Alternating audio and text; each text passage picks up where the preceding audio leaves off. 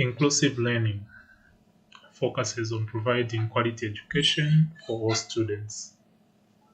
This course addresses the challenges faced by all learners without discrimination. We will explore the historical background of inclusive education, including the Salamanca Agreement, as well as global development of inclusive learning. Most importantly, we will discuss our domestic education system. Well, I wonder if colleges and universities have institutional policies on inclusive learning.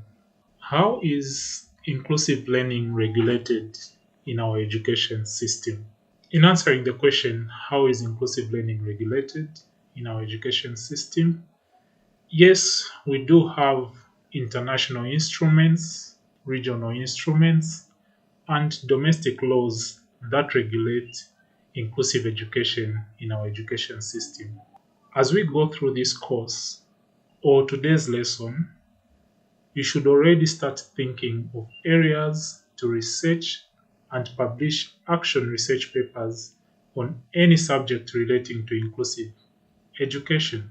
Now, it is important to always remember that when discussing inclusive learning, we are more concerned about what the education system can do for the learners, not what the learners can demand from the system.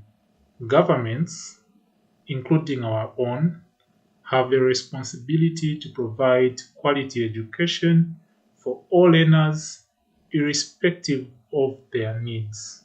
Well, ladies and gentlemen, we shall end here for today. Do we have any questions?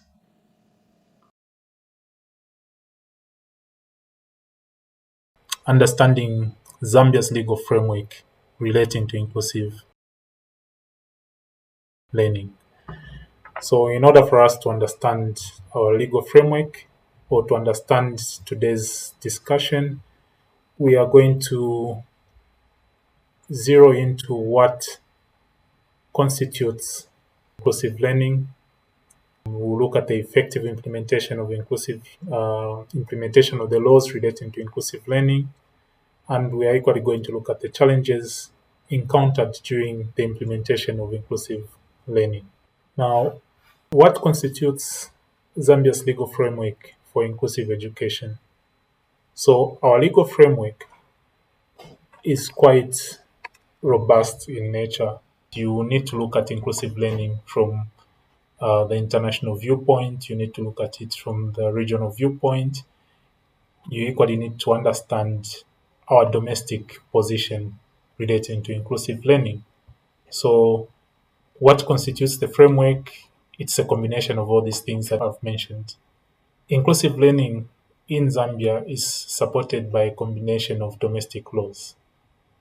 And these domestic laws, of course, are influenced by regional and international agreements. The regional and international agreements by themselves are more or less a creature of statutes. They are specific regional and international instruments that influence their creation.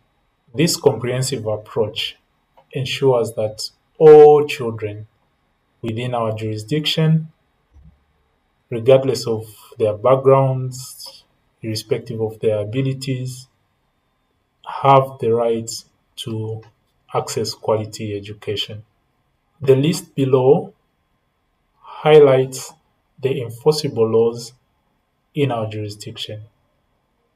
And by jurisdiction, I'm referring to the laws that are enforceable here in Zambia. We have the Constitution, of course. The Constitution, being the supreme law of the land, provides us with a platform within which we enjoy our rights. And as we are all aware, human rights related issues are a preserve of an individual because they are born human. So, whatever your abilities or your inabilities, the rights that an individual has because they are born human are the rights that should be enjoyed by everyone. And education is one such right that an individual has. And it is for this reason that we are having a lesson such as this one relating to inclusive education. In the provision of education, there are instances where people are treated differently depending on their abilities or their inabilities. However, it is important for us to understand the fact that education is for all, and all children or all learners should be treated the same, even as they aspire to attain that education. So the Constitution provides us with the Bill of Rights, and Part 3 of our Constitution is a part that guarantees us specific rights. Further than that, we have our Education Act of 2011. This is the law that regulates education in Zambia.